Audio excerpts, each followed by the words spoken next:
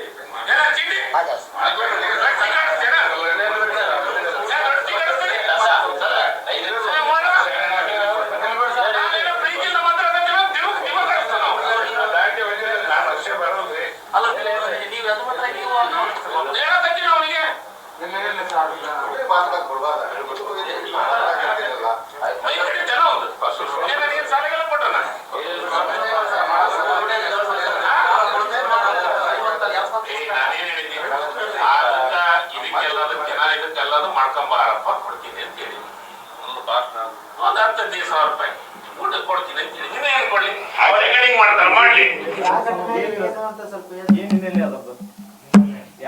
Sir ಯಾವುದೇ ಒಂದು ಕಡೆ ಕೆಲಸ ಹೇಳ್ಯಾನ ಮಾಡ್ಕೊಂಬರಕ್ಕೆ ಹೋದ್ಬಿಟ್ಟು ಅವ್ರು ಕೇಳಕ್ಕೆ ಬಂದಾರ ಅದು ಹೇಳ್ತಾನೆ ನಾನು 10,000 ಸ್ವಲ್ಪ ಕೊಡೋರಿ ಕುಂಡೆ ತೊಗೊಳಕ್ಕೆ ಎಷ್ಟು ಗುಂಡಿಗಿರಿ ಮಾಡಿದ್ರಕ್ಕೆ ಕೇಳಕ್ಕೆ ಹೋದ್ರೆ ಗುಂಡಿಗಿರಿ ಮಾಡ್ತಾಯಿದ್ದೀನಿ ಏನು ಬೇಕೇನೆ ಕುಂಡೆ ಕಟ್ತಿರ್ಲಿ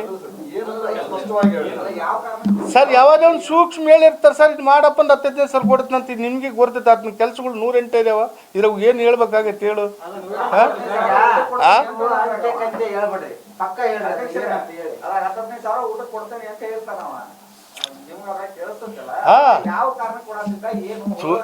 ನೋಡಿ ಯಾವ ಕಾರಣ ಕೊಟ್ಟಂತ ಓಸಿ ಎಲ್ಲಿಗೆ ಹೊಡೆದು ಹೇಳಬೇಕು ಹೇಳಪ್ಪ ಹೊಡೆದು ಎಲ್ಲಿ ಇಷ್ಟಕ್ಕಂತ ನಿಂಗೆ ಅರ್ಥ ಆಯ್ತಲ್ಲ ಕೊಡೋರಕ್ಕ ಕೇಳಿದ್ರೆ ಕಲ್ಲ ಅಲ್ಲ ಇಷ್ಟೇ ಕೇಳಿದಕ್ಕೆ ಕೊಡೋರಕ್ಕ ಕೇಳಿದ್ರೆ ಈ ತರ ಗುಂಡೆಗಿರಿ ಮಾಡ್ತಾ ಜನ. ಈಗ ಅವರು ಕನ್ನಡ ಮತ್ತು ಸಂಸ್ಕೃತಿ ಇಲಾಖೆ ಸಚಿವರು ಒಬ್ಬ ಸಚಿವರ ಬಾಯಲ್ಲಿ ತಿಂಡಿ ಹೋಗ್ಲಿ ಅಂತ ಪದವನ್ನ ಬಳಸ್ಯಾರ ಅದ್ರ ಬಗ್ಗೆ ಏನ್ ಹೇಳ್ತೀವಿ. ಅಲ್ಲ ನನಗೂ ಹೇಳ್ತಾ ಇದ್ದೀನಲ್ರಿ ಸರಿಗೆ ಕ್ಷೇತ್ರಂಬಕ್ಕೆ ಬರಲ್ಲ ಅಂತ ಹೇಳ್ತಾನೆ ನನಗೆ ಹೌದಾ. ಕನ್ನಡ ಮಂತ್ರಿಯಾಗಿ ಒಂದು ಮೊನ್ನೆ ಕನಿಗೇರಿಲಿ ಬರೆಯಲ್ಲಿ ಗಾಡಿಗೆ ಬರೀಲಿ ಮೊದಲು ಶಾ ಅಂತ ಬರಕಾಸಿ ಅವಮಾನ ಮಾಡ್ಕೊಂಡ ಇವತ್ತು ಮಾತಾಡೋ ಭಾಷೆದಲ್ಲೇ ನೀವು ವಿಚಾರ ಮಾಡಿಬಿಟ್ರಿ. ಒಬ್ಬ ಮಂತ್ರಿಯಾಗಿ ಈ ಮಾತು ಯಾರೇ ಇರಲಿ ಯಾವುದೇ ಧರ್ಮದವ್ರಲ್ಲಿ ಯಾರೇ ಇರಲಿ ನಿನ್ನ ಮನೆಗೆ ಬಂದವ್ರಿಗೆ ಏನು ಮಾತಾಡಬೇಕು ಇಂಥ ಗುಂಡೆಗಿರಿಗಳು ಇದಕ್ಕೆ ನಿನ್ನೇನು ಬೇಕು ಹೇಳ್ರಿ. ಆ ಥರ ಇವತ್ತು ಏನು ಕಾರ್ಯಕರ್ತರಲ್ಲ ಸರ್ ಆಯ್ತು ಕಾರ್ಯಕರ್ತರಿಗೆ ಬೈತಾನೆ ಆ ರೀತಿ ಒಬ್ಬ ಮಂತ್ರಿ ಬೇರೆ ರೀತಿಯನ ಹೆಂಗೆ ರಮಿಸ್ತಾರೆ